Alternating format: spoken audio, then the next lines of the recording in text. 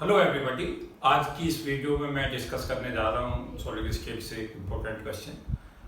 इसमें जो क्वेश्चंस है पहले मैं डिस्कस करूँगा जो नेट में आया हुआ है क्वेश्चन नेट 2022 का ही, और उसके बाद मैं उस पर फ्यूचर पॉसिबल क्वेश्चंस बताऊँगा कि 2 डायमेंशन और 1 डायमेंशन में अगर यही क्वेश्चन रिपीट होता है तो आप उस क्वेश्चन को ट्रिक के हिसाब से कैसे जल्दी सॉल्व कर पाएंगे।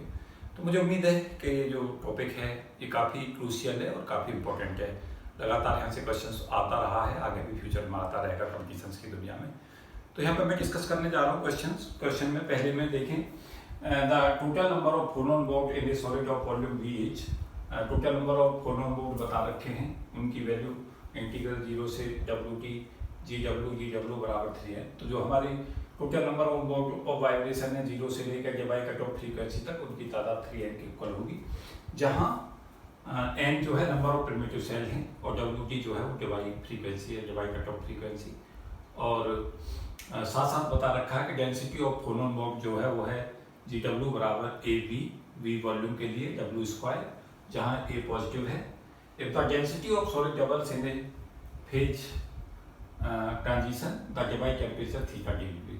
फिर कहा है कि डेंसिटी सॉलिड की डबल कर दी जाए फेज ट्रांजिशन में तो डिवाई टेम्परेचर पर क्या प्रभाव पड़ेगा। तो ये क्वेश्चन सबसे पहले तो यही देखें कि जो हमारा डेंसिटी ऑफ फोनोन मोड है वो वेरी कैसे करती है। तो GW की जो वैल्यू है वो इसमें क्वेश्चंस में डिफाइन है। Number of mode of vibration W से लेके W प्लस TW के बीच में जो होंगे उनको हम डेंसिटी ऑफ स्टेट कह रहे हैं। GW से नोट कर रहे हैं और इसकी वैल्यू जो गिवन है क्वेश्चंस में वो दे रखी है ABW स्क्वायर।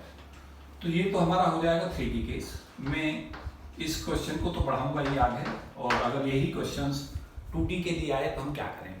तो क्या करें, एक सिमेट्रिकल कंसेप्ट होता है, मेरी बहुत सारी मैंने डिस्कशन किए हैं सिमेट्री के ऊपर, तो उसी को सिमेट्री के ऊपर जाएं। सिमेट्री से देखें कि GW DW जो डेंसिटी मोड ऑफ वाइब्रेशन है ओमेगा और ओमेगा प्लस डी ओमेगा के बीच में, उसकी वैल्यू कितनी होगी। तो एक ही जगह पे तो कांस्टेंट B ले लें, वॉल्यूम की जगह पे एरिया ले आए और यहाँ पे जो पावर है उस पावर को एक कम कर दें, तो ये ABW हो जाएगा।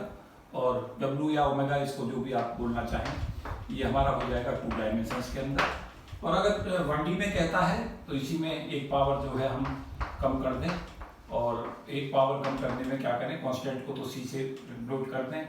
वॉल्यूम 3D में आया था, एरिया 2D में आएगा, लेंथ जो है वो हमारी 1D में आएगी और ओमेगा से इंडिपेंडेंट हो जाएगा। तो यहाँ पे ओमेगा की पावर 0 ले लें और साथ साथ इसे 1D यहाँ पे मेंशन कर दें।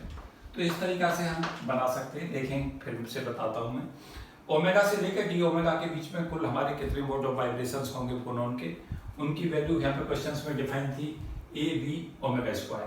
तो यहाँ पे AB ओमेगा स्क्वायर ले लें, A कॉन्स्टेंट है, B वॉल्यूम है और ओमेगा जो है वो फ्रीक्वेंसी है। उसके बाद हम 2D में जाना चाहते हैं तो इस कांस्टेंट A की जगह पे B ले आए, वॉल्यूम की जगह एरिया ले आए और यहाँ पे पावर एक कम कर दें। एक मैं ट्रिक दे रहा हूँ, पूरा सोल्यूशन तो इसका नहीं दूंगा कि ये कहाँ से आया, लेकिन थोड़ा सा ट्रिक से आप समझ लें, क्योंकि छोटे छोटे ट्रिक्स जो है काफ़ी यूजफुल होते हैं और वो अप्लाई अगर हम करते हैं तो क्वेश्चन हमारे लिए ईजी बन जाते हैं। फिर आप 1D में जाएँ, G ओमेगा D ओमेगा की वैल्यू कॉन्स्टेंट की जगह पर B की जगह C ले लें, एरिया की जगह लेंथ ले लें और यहाँ पे पावर ओमेगा की देखें 3D में जो पावर है वो 2 थी, 2D में पावर 1 हो गई और 1D में पावर 1 - 1 करते चले जाएं। देखें ये ओमेगा की पावर F - 1 पे प्रोपोर्शनल आ रहा है जो हमारे मोड ऑफ वाइब्रेशन है। तो F की वैल्यू को 3 ले लें तो ये आ जाएगा हमारा, और अगर 2D ले लेंगे तो ये हमारा 2 रख देंगे यहाँ पे, ये आ जाएगा, और अगर 1D के लिए F की वैल्यू 1 दे देंगे तो ये आ जाएगा। तो इस तरीका से इसे बना लें।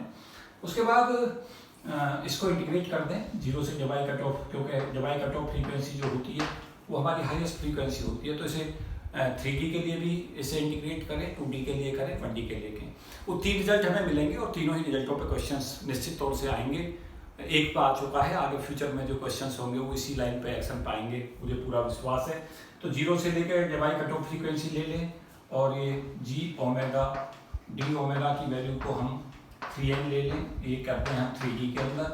अगर हम यहाँ पे मेंशन भी किए दे रहा हूँ मैं, this is the case for 3D। और अगर हमारा यही क्वेश्चंस 2D में है तो 0 से Debye cut off frequency G omega D omega, क्योंकि total number of mode of vibration 3D में 3n होंगे, यहाँ पे 2n हो जाएंगे, तो इसको 2n ले लें इन केस ऑफ 2d।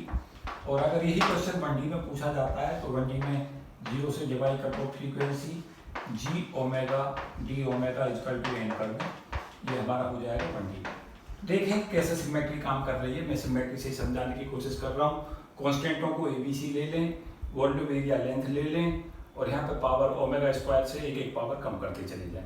उसके बाद यहाँ पे अप्लाई कर दें और क्वेश्चन को सॉल्व कर लें। वहाँ से हमें डिवाइड कट ऑफ फ्रीक्वेंसी पता चलेगी कि किस फॉर्म में आएगी। मैं यहाँ से बताना चाहूँगा कि जैसे हम 0 से 3D का सॉल्व कर रहा हूँ पहले, और सिमेट्री लगा कर 3D से मैं 2D और 1D को वैसे ही सॉल्व कर दूंगा, उसकी ज़रूरत ही नहीं पड़ेगी कैलकुलेशन की। तो 0 से लेकर WD लें और यहाँ पे WD की वैल्यू यहाँ से पुट कर दें, तो ये वैल्यू आ जाएगी हमारी AB omega square D omega equal to 3n। यहाँ से क्या करें कि जैसे इसको इंटीग्रेट करेंगे तो यहाँ से सीधा हमारा ओमेगा स्क्वायर डी ओमेगा की जो वैल्यू है इंटीग्रेट करते हैं, ये ओमेगा स्क्वायर बाई 3 होगी, और डिवाइड कट ऑफ फ्रीक्वेंसी का कंसेप्ट लगा देंगे, तो यहाँ से हमारा ओमेगा डी क्यूब जो बनेगा वो आ जाएगा n/v। ये n/v आ जाएगा डिवाइड कट ऑफ फ्रीक्वेंसी। तो डिवाइड कट ऑफ फ्रीक्वेंसी की पावर जब क्यूब आ रही है n/v, तो ये डिवाइड कट ऑफ फ्रीक्वेंसी जो होगी वो n/v की पावर 1/3 होगी। तो ये आ गया हमारा 3D में केस। अगर हम सिमेट्री देखें तो सिमेट्री से जो हमारा क्वेश्चंस बनेगा 2D का, इसके करस्पॉन्डिंग जब हम लेके चलेंगे तो यहाँ से 0 से लेकर ओमेगा डी ले लेंगे, डी कांस्टेंट ले लेंगे, v की जगह पे एरिया ले लेंगे, ओमेगा डी ओमेगा बराबर 2n करेंगे। तो जैसे हम यहाँ से सॉल्व करने की कोशिश करेंगे तो यहाँ से जो हमारा डिवाइड कट ऑफ फ्रीक्वेंसी का स्क्वायर है उसकी वैल्यू आ जाएगी हमारी सिंपली n/एरिया, और डिवाइड कट ऑफ फ्रीक्वेंसी का स्क्वायर आ रहा है n/a, तो जब W की जो डिवाइड कट ऑफ फ्रीक्वेंसी है वो आ जाएगा हमारा n/a की पावर हाफ। तो ये हमारा 3D में आ गया divide cut off frequency, density की पावर 1/3, यहाँ डेंसिटी की पावर हाफ। तो यहाँ पर हम देख रहे हैं 3 डिग्री ऑफ फ्रीडम, तो 3 आ रहा था, 2D डिग्री ऑफ फ्रीडम ही तो 2 आएगा, और आगे का अगर हम इसी प्रपोर्शन में यहाँ से चलें तो इस केस के अंदर जो डिवाइड कट ऑफ फ्रीक्वेंसी है वो हमारी आएगी n/l। इस तरीका से ये बनेगा। तो यहाँ से हमारे जो तीनों एक्सप्रेशन हैं ये तो हमारा बन जाएगा। मैं ब्रैकेट में क्लोज कर रहा हूँ तीनों को, तीनों ही इंपॉर्टेंट रिजल्ट हैं। दिस वन ये 3D के लिए, ये 2D के लिए, और ये क्वेश्चन यहाँ जो n/l है वो 1D के लिए।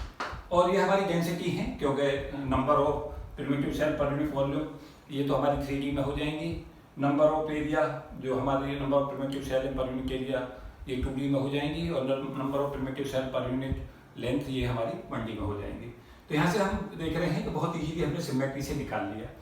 उसके बाद हमारा क्या होता है कि जब हमसे पूछता है डिवाइड टेम्परेचर, तो समय याद रखें कि डिवाइड टेम्परेचर की डिपेंडेंसी और डिवाइड फ्रीक्वेंसी ये दोनों एक दूसरे के प्रोपोर्शनल होते हैं, क्योंकि h×ओमेगा/t को हम kV इंटू डिवाइड टेम्परेचर के इक्वल करते हैं। इनके बीच में जो रिजल्ट होता है h×ओमेगा/d equal to kV Boltzmann constant और डिवाइड टेम्परेचर, ये डिवाइड टेम्परेचर का सिंबल है।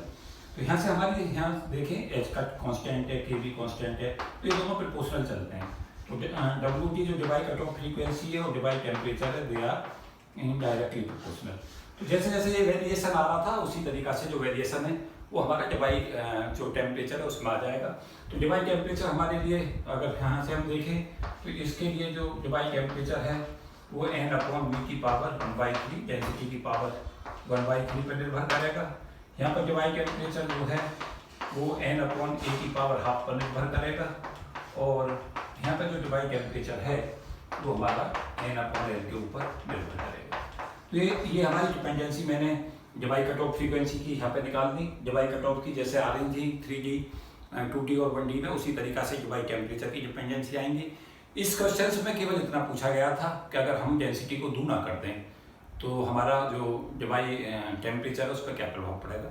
तो यहाँ से हम देख सकते हैं कि जब इसको n/v को ट्वाइस करेंगे पहले के मुकाबले, तो 2 की पावर 1/3 टाइम्स जो है वो हमारी डिवाइड टेम्परेचर की वैल्यू है वो इंक्रीज कर जाएगी। तो इसमें तो यही आंसर हमें मार्क करके आना था कि इंक्रीज हो जाएगा अगर हम डेंसिटी को कितना टाइम्स बढ़ा दें, ट्वाइस कर दें, तो 2 की पावर 1/3 टाइम्स जो है वो डिवाइड टेम्परेचर इंक्रीज कर जाएगा। अगर यही क्वेश्चन सेम रिपीट हो जाएगा, सपोज किया 2D के लिए इसी क्वेश्चन को रिपीट करता है, तो यहाँ 2 की पावर 1/2 के हिसाब से इंक्रीज कर जाएगा। और अगर 1D के लिए कोई पूछता है इसी में कि हम अगर डेंसिटी को दूना कर दें तो वहाँ पर ट्वाइस टाइम्स हो जाएगा। तो इस टाइप से क्वेश्चन इस पर फ्यूचर उम्मीद है मुझे। तो इसमें मैं 3D डिस्कस कर रहा था, जो नेट का क्वेश्चन है उसको डिस्कस कर रहा था। यहाँ सिमेट्री का कंसेप्ट समझा रहा था, डिवाई के जो एक्सप्रेशन हैं सिमेट्री से कैसे लाएं उन्हें समझा रहा था, और उसके बाद में डिवाई टेम्परेचर को एक्सप्लेन कर रहा था। तो मुझे उम्मीद है कि अगर आप इस तरीक़ा से अप्रोच करके चलते हैं और पहले से ही प्रिडिक्ट कर लेते हैं कि एग्जामिनर की दिशा क्या हो सकती है, सदा याद रखें जब भी एग्जामिनर क्वेश्चंस बना रहा होता है तो 3D से वो 2D में और 1D में सदा आता है। तो ये सदा एग्जामिनर की ट्रिक्स होती हैं और इन ट्रिकों को समझने की ज़रूरत है कंपटीशन क्वालिफाई करने के लिए। तो मुझे उम्मीद है कि ये वीडियो निश्चित तौर से फ़ायदा करेगी, आपके सॉलिड के कंसेप्टों को सिमेट्री से अप्रोच करने में, समझाने में सफल रहेगी, ऐसा मेरा विश्वास है। तो इस वीडियो में इतना ही। Thank you and best wishes for all of you. जय हिंद।